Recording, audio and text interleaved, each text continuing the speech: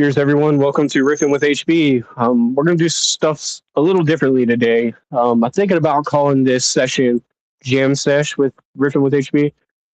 Um, Today, we're just going to talk about music personally, my input on how other people write music in general. And you can see I have no notes right here with me, so it's just me riffing today. I've heard someone talking about their concept of how they write music today, and I wanted to kind of elaborate on this and give my own interpretation of how I write music, and what music writing really is and the technicalities of it. And if you guys are interested, stay tuned. And if you guys have any requests for riffing with HB for any bands you want to see, make sure to put it in there. Thought it'd be cool to switch things up a little bit and just talk about how I approach writing music in general, because a lot of people, if they're into writing music, it can be a little bit intimidating on where to start and what the process should be for other people. So, and everybody's process is different.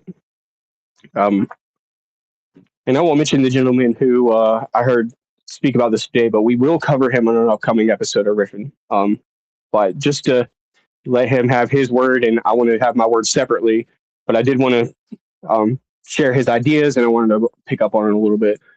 With writing music, I think that a lot of people, there's so many technical musicians nowadays. We've talked about this several times on Riffin, where there are people that are really super technical guitarists, right? They can play all up and down the scales. They know all the chords by name, and they know the timings and the keys and all the technical stuff of playing guitar. But at the end of the day, the feel is missing. It's more like a robot playing a guitar than has like emotion and story.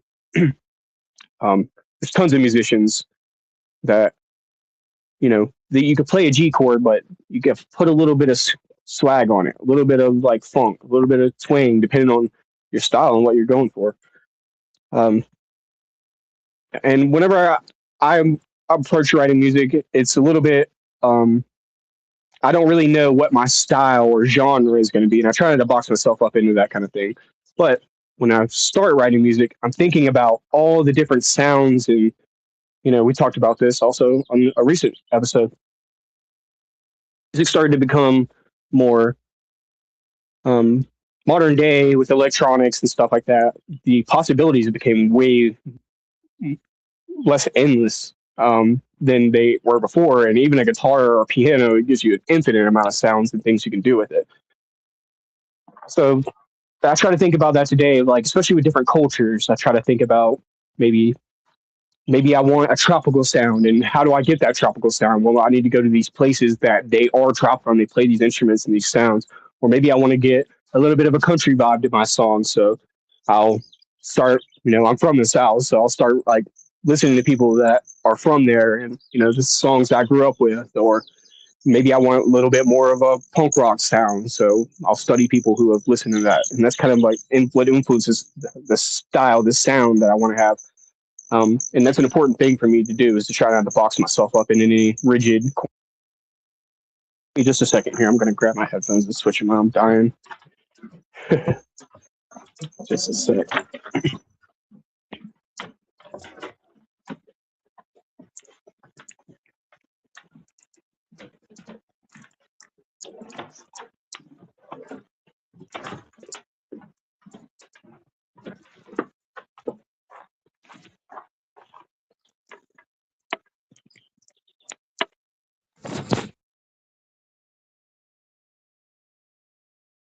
There we go. There we go. But yes, there are tons of technical musicians. There are tons of people who can sing in key. There are tons of people who know scales and melodies and all the different time structures. And there's so much to music. It's just like really anything else. It can be very simple on the outside, which I love about music. It's one of the things that I think it's a great hobby for. Because music can just be clapping your hands or stomping your feet or whistling a tune. It doesn't have to involve any other thing other than those things. But it can also be really intricate. You could have, thousands of people playing together. There's tons of videos on YouTube of Rockin' 1000, I believe is the name of the band. And there's tons of bands like that where they get together with tons of people in a crowd, hundreds of drummers, hundreds of guitarists, hundreds of vocalists. And that is a whole different style of music.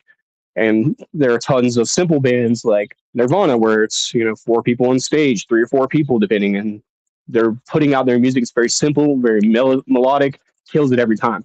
But then on the flip side, you have bands like we covered, like CCR, Pink Floyd, who they are more of an orchestra band in my mind. They have all the bells and whistles, all the extra things that you need, the string instruments.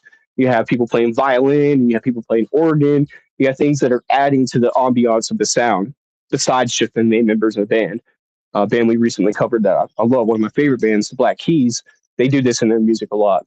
What they will do is it's just the two boys, right? Black Keys, you got um, Dan and Pat. But whenever they add other people to it and have people playing lead while he's playing rhythm or vice versa, right? Or they have the pianos and the string instruments and the horns, they all come in, it like adds to the package. And I say package because I talked about this several times.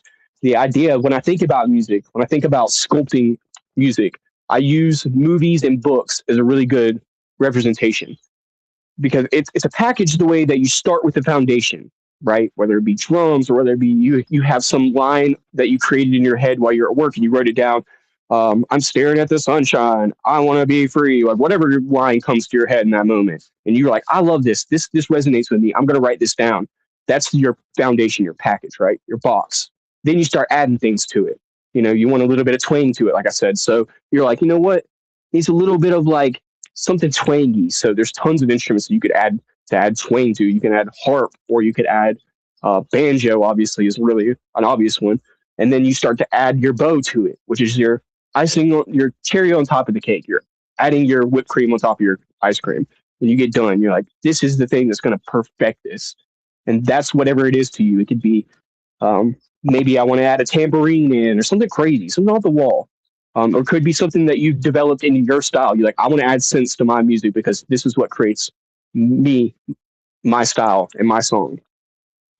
And um, whenever you're creating music, and it's like I was mentioning, it's like a story, right? Whenever I want to write a song, I'm thinking about the concepts of an intro. I'm thinking about chorus. I'm thinking about verse. I'm thinking about bridge. I'm thinking about if I want to include these things or if I don't want to include them. Like, do I want this song to be longer? So maybe I do. Maybe I want it to have a little bit extra fill. I'll throw a bridge in. Maybe I think it's too much. I'll take it out. Right? I'm crafting this story just like a good story, like a book or like a movie. Maybe there's too much extra nonsense in here that I don't need to get my message across. So I'm taking that out. We have to remember whenever you're writing a song or playing music or anything, what you're doing is you're trying to get people the same emotion that you would in a movie or in a story, but you're doing it in a fraction of the time. Where a book might take you weeks to read, or a movie might take you hours to watch. A show even might take you 20, 30 minutes to get through. A song is wrapped up in just a few minutes, 3 to 10 minutes of music where it really you have to get your message across immediately, which is why it's important to keep in mind things like intro, right? Because forget the statistics, but something like 30% of the song listeners will skip a song within the first 30 seconds if they don't get something that clicks with them. Like, ooh, that's spicy. So if what you're trying to do is build up, you got to build up pretty quick. You only got 3 to 7 minutes to do what you got to do. So if you're going to build up, you got to make sure you build up within the first 30 seconds or else people are going to click off. You want to hook people and grab their attention and really come in with the fire. And I think about these concepts whenever I'm writing a song. There's other concepts of story writing and movie writing that I apply to music. Now, when you come in with an intro, a lot of people know it as set and setting in a book or a movie. You come in with the set and setting, it's the intro. You're telling people what this song's going to be about. You're setting it with the vibe, setting it with the tempo, right? And your musical artisan in it is to be able to take it and maybe I'm going to switch the tempo and throw them off left, right. Or I'm not going to do that. I'm going to keep it all through. Or I'm going to switch the style. Speaking of the Black Keys, Little Black Submarine, one of their great songs, comes in. It is beautiful. It hooks you. It grabs you with the feels and emotions immediately with the guitar, and then his vocals on top of that. And then the song halfway through comes out of left field, totally switches up the vibe. Now that is the rising action of a story or a movie. You guys have probably studied this in school. Now, the way this looks on a chart is like a big hump that comes up and goes down. Now, a good movie or a good story, what they do is they bring you in gently with the set and setting, like I mentioned, and they bring you up They get you really into it. In the middle of it, you're enjoying it. You're so lost in it, you don't know what's going on. You lost sight of all time and space. That's why we love music and movies and stories. This is what they do for us. Now, you can't just leave people there. You can't just leave off on a cliffhanger, right? Well, sometimes people do, right? And again, that's musical interpretation. But to craft a story that you want it to be, maybe you're a type of person that I just leave songs on cliffhangers. That's what adds the uniqueness in. But I can also come back down and set people back down. And to me, that's what creates a good story. So it creates a good movie. So it creates a good song. There's a structure to this. Now, everybody has a different way of doing it. And that's why I'm here to highlight that there is no right way to write a song. It all depends. But there's a way that is right more often than not. Kurt Cobain is one of my favorite musicians, and I highlight this on the show several times. And I've spoken about this to my friends and musicians since I was young.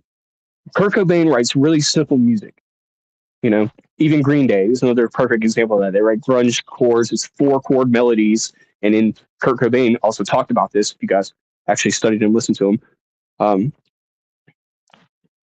he writes pop melodies, but they're disguised as rock songs. Now, it's what he refers to, not maybe not word for word, but what I definitely refer to as it's a songwriting hack. It's like you can't see what I'm doing right now. It's like a magic trick.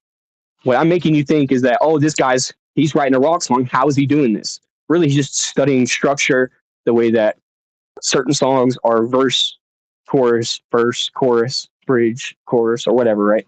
Different structures, different melodies, and there's some that you're probably familiar with, even though you're not technically familiar with. A song comes in, it has an intro, has a verse, has a chorus, has a verse, has a chorus, and it leaves. Very popular structure in songwriting. Sometimes they throw a bridge in the middle. It's a whole different structure of songwriting. Some of them more apply to pop music. Some of them more apply to rock music. But you can do this and make it your own by writing a pop song, turning on the distortion on your guitar, and getting a really funky beat to it. And that's another thing with Nirvana that Dave Grohl, when he plays on the drums, it's not rock that he's playing. A lot of it's like funk and early R&B stuff that he's playing on the drums that makes it sound like that. That's why it sounds so unique and different. But it becomes what is associated with the culture of the time. We know grunge and you know heavy metal to be the 80s and the 90s. Um, and that's shaped the music that we listen to today. And even today, people, I think about this so often, it's kind of getting lost. And times a little weird now because music's so mixed up. But I think about where we'll be in 10 years, where we'll look back and be like, what was the music of today? When I was this age, when I was first talking on Riffin with HB, this is the type of music that was playing around. And music's definitely shifted now because throughout history, most of the bands I've talked about on Riffin with HB, good 80% of them, I would say, just off the top of my head thinking about it, are ones that have gotten their fame by passing out CDs and playing in like dirty bars and stuff. And as like I talked about, it's part of the music writing experience, right? We always want to wait until we get to a certain point to write music, but that's what these guys were doing. Now it gets to the point where, it's so funny to me. I was listening to the radio station the other day, and someone on the radio was talking about this is the best rock, blah blah blah for this county wherever we were, I listened to it. I thought to myself, I'm like, this is why people don't listen to the rock and roll station anymore, because you're telling me that you have the best rock and roll that you can curate it yourself, but really I could just do that on my phone. And even if I didn't have my phone or technology today, back whenever I was younger, I was listening to CDs and stuff. So I listened to a lot of radio, but if I wanted to curate my own station, my own vibe, I would just put in CDs and take them out and change to whatever song. And I would be the DJ, essentially the radio DJ, and create my own. So it's like now we have the ability where no one on the radio station, what they're saying is true. Well, we have the best music, blah, blah, blah. We have the best hip hop, 102.3. It's like, yeah, I bet you think you do. But really now we just get on Spotify and I can skip, or I can curate. There's tons of music apps where I can mix in new music, discover new music.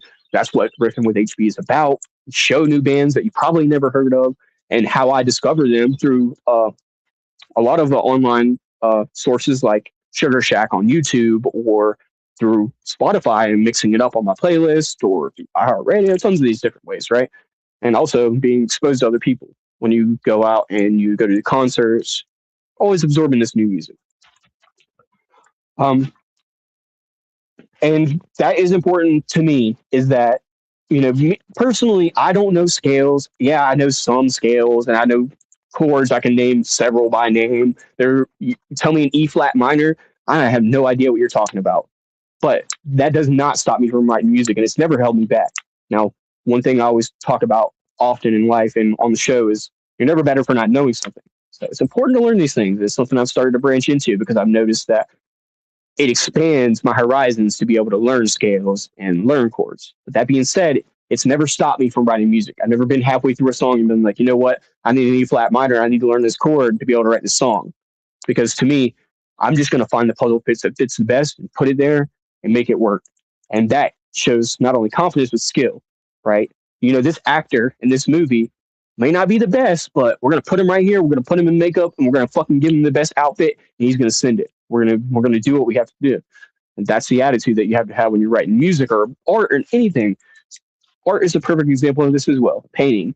If you're painting a picture, Bob Ross talks about it with happy accidents. You're in the middle of a picture and you get to a point where you're stumbling on yourself. You're like, I don't know if this goes here. I think I might have made a mistake, and it's too late to erase it. You have to change it. You have to turn it around and make it go the other way, especially if you already have a foundation of what you want.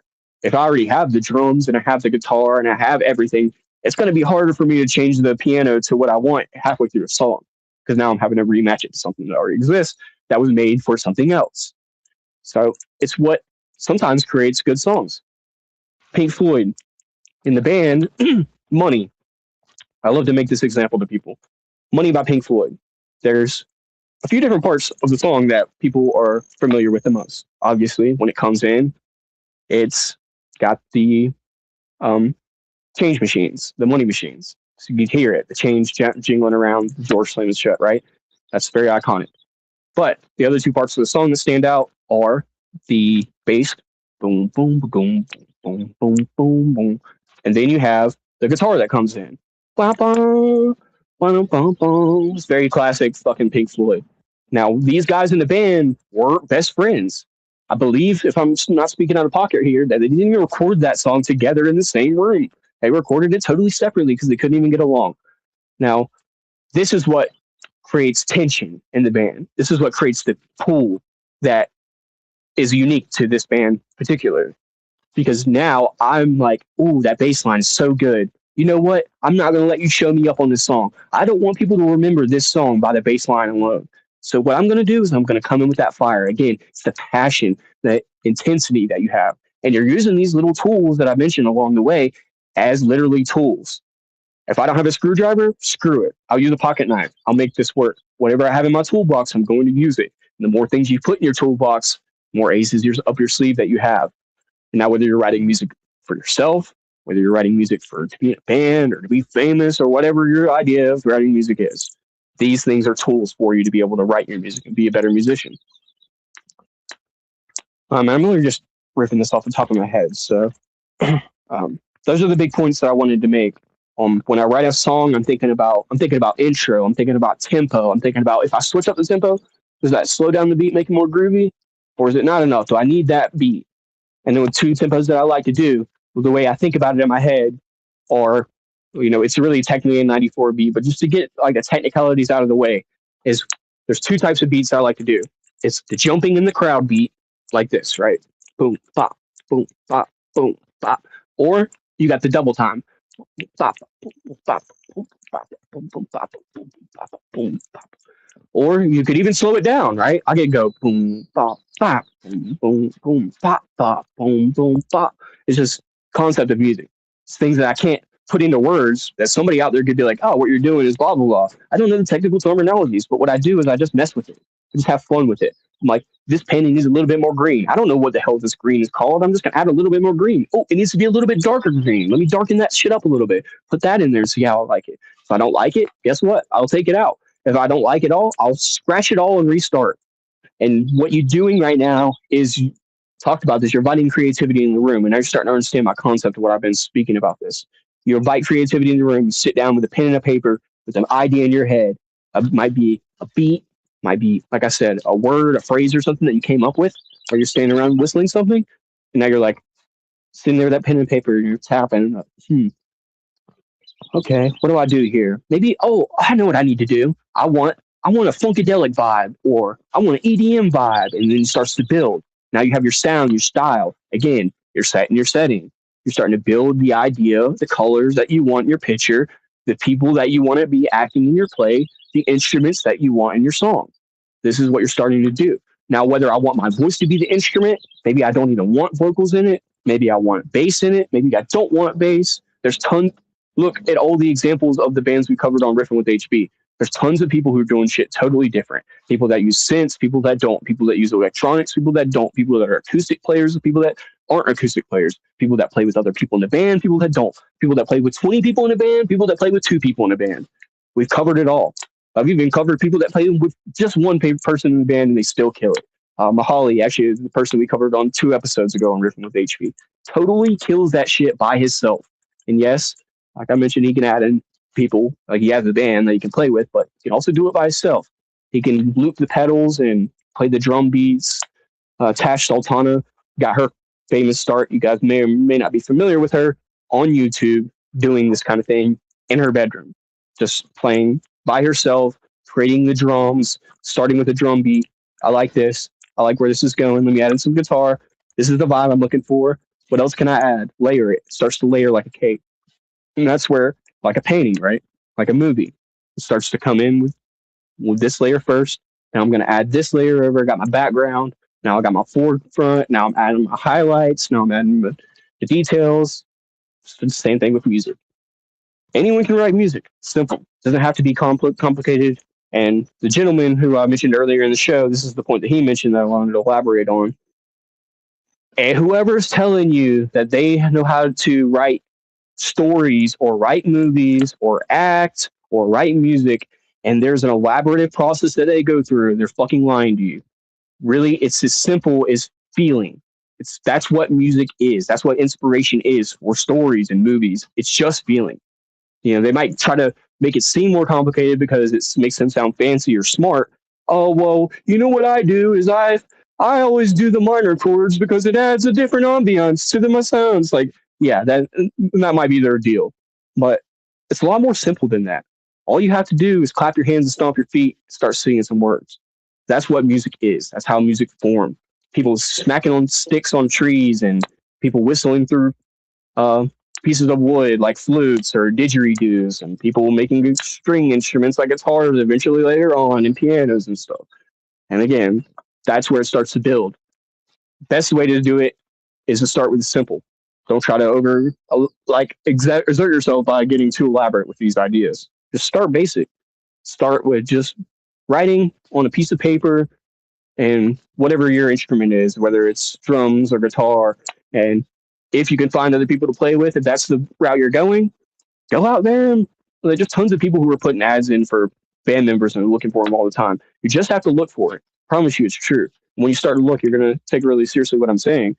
If going solo and doing stuff your own is your way and you're not capable, perfect example with me, I'm not a drummer, but it's really something I'm lacking in my life to be able to do it.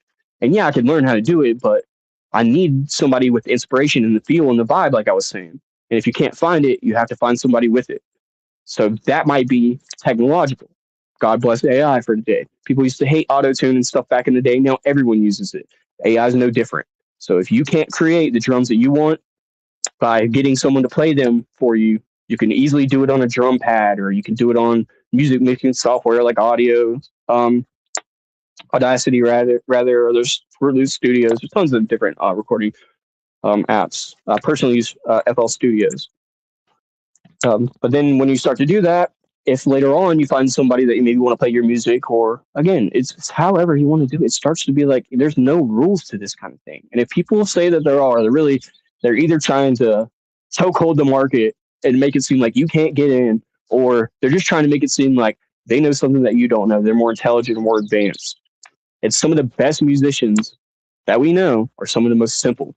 I mentioned a few of them, Nirvana being one of them. There's tons of bands that are just simple if you really think about it and look at it. And the problem is, we talked about this with the passenger seat drivers on Riffin with HB. There's so many people who can't really tell the difference between a band like Pink Floyd, Nirvana. To them, it's just rock music. It's just the same. It's just music. What's the difference? What's the big deal? People like Us who study music, they can look at it and be like, well, Nirvana's a very simple band. Pink Floyd is like very elaborate. They have all the sounds and like, even in um, their concerts, they were adding in effects like motorcycles and bats and planes and stuff to their stuff, screams. It's totally wicked, right? It's totally different. But to somebody who doesn't know music but thinks they do, that's what it's like. It's just like I can't tell the difference between a Picasso and a freaking like any other artist. It's just the same to them, right? It's the same thing with music, and that's fine. But we gotta remember if we're gonna be, or if we're not going to be the same way, I guess I could say, we need to be able to study these things. We need to be able to look at the intricacies of how we write music, what it really means to be an artist in general, not just a musician, because there's so many overlaps. Yes, writing music is not like being a comedian, but it is like being a comedian, right? There are likes to it. There are stage presence, and again, you want to help people right off the bat with a comedy joke, because if not, you're going to lose your audience. Same thing with music. You don't want to come in with your bullshit, but you also don't want to leave with your bullshit either. You want to come in with a fire, and you want to leave with it too. Um, Prof is a concert I went to last year in April in Red Rocks. Blew me away because it was totally what I was talking about with the idea of like making it tell a story, making it be emotional, making it be something that people can't forget because you took them on a journey with you, just like through a book. Tons of books that we know, tons of stories and cartoons and stuff that we grew up with that hook that emotional thing in our heart, just like music do, just like albums. And music is one of the strongest things for memory. We can remember where we were when you heard a first song for the first time. When we're hearing it on the radio, like, oh, I remember being a little kid, my dad's truck, hearing this for the first time. Like building my idea of what good music was by the culture around us. Um, check some comments here. Happy Pride Month, cheers, and happy Men's Mental Health Month for the month of June as well, too. Cheers. Stop. I'm just trying to make sure I'm not forgetting anything. I didn't plan this, other than I wanted just to talk about the music writing structure. Um, I wanted to make sure that people aren't intimidated by it, and if people, because if you're going to write music, here's the thing: like, don't be intimidated. But if you're already writing music, these are definitely great tools because more than likely people aren't really collaborating with other musicians and seeing what their process is. So other people, I might start with a guitar for all my songs. I want to get chords down. Or I might just start with a pen and paper, write lyrics, and then the music will come later. Personally, mostly what I will do is I'll start with my music and then I write my lyrics to it. Seems more fitting for me. But there's no rhyme or reason. There's people that do it both ways. Maybe it's something I could look into to see what the majority of people do. If that's even a thing, it might be 50-50, right? I would imagine in my head, if I had to guess, maybe you guys can guess here in the comments, people will probably start with music first, then the lyrics come more often than not, right? Because even if you're just sitting there with a pen and a paper and you're just like humming a melody, that words that turn into that melody, there's still music, right, involved into that. And that's the uniqueness of music, is that it kind of transcends language. I don't have to understand your Spanish music to be able to enjoy it, or I don't have to understand your Greek music or Roman, German, whatever, right? To be able to and there are tons of bands like that I listen to. Otakin, we talked about them. They're a Russian Siberian band, indigenous band, and they fucking kill it. They're crazy. You wouldn't understand most of the words they're saying, but they're really great. Their style and their swag, it extends beyond language. It's in the pudding. The proof is there. How they perform and how they are, their style. Led Zeppelin, Aerosmith, Pink Floyd, tons of bands we covered on the show, CCR, the Cars. They start to like, damn, I remember the Cars. That was like an era, that time period was totally different. The cars were different. The people were different. Yeah, that's because we talked about this. It wasn't like the cars were made to create the 80s. They were just there and they created the 80s. They weren't put there to make the 80s. This happened simultaneously. Just like how today's music, we're not aware of it, but it's shaping the music that we listen to today. And there's kids of all generations, people of all generations and ages and stuff that are stuck in between. So the newer generation is going to be like, oh, I remember little somebody, I'm sure. And that's the people that they're going to be riffing with HB on their shows. They're going to be talking about them. And that's really the crazy fucking world we live in. And then you get bands like Gorillaz who influence bands like Little Stranger you've never fucking heard of, and they're some of the sickest bands of today that you're going to hear of eventually. They're going to be the Gorillaz of tomorrow. Um, so I think I've covered everything, man. This was fun. I'm going to do this more. I think I'm going to call it Jam Sesh. Riffin with HB Jam Sesh. Um, it's the one thing I think I've learned more on this show, because a lot of stuff is just me repeating stuff I've been saying for years and learning little things about the bands along the way, which is nice. One of the most reoccurring things I'm learning on this show is that I'll just say it. I guess I have an infatuation with jam bands because most of the bands we cover, I'm like, I really like this band. And I was like, they're a jam band. Yeah, I guess, right. So I think Jam Sesh is a really appropriate name for this segment. Um, cool. That's it. We'll see you guys next week. Next Thursday, we'll be back for as far as the future can tell. We'll be back Thursday and then next Saturday as well. Don't have a band picked out. I have a couple that I've really been considering on some old school rock bands, but I don't want to spoil anything. We'll get around to it. I appreciate you guys so much for watching. Tell us how you write your songs in the comments. Let us know. What's your style? What's your vibe? How you do it? Do you write with lyrics first? Do you start with music? Do you write with people? Do you write alone? What's your kind of thing? Um, Let me know. And if you want to see any bands, also just in the comments as well too. Appreciate you guys. Cool. I think that's all.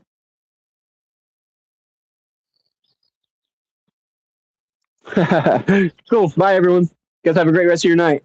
See you guys later.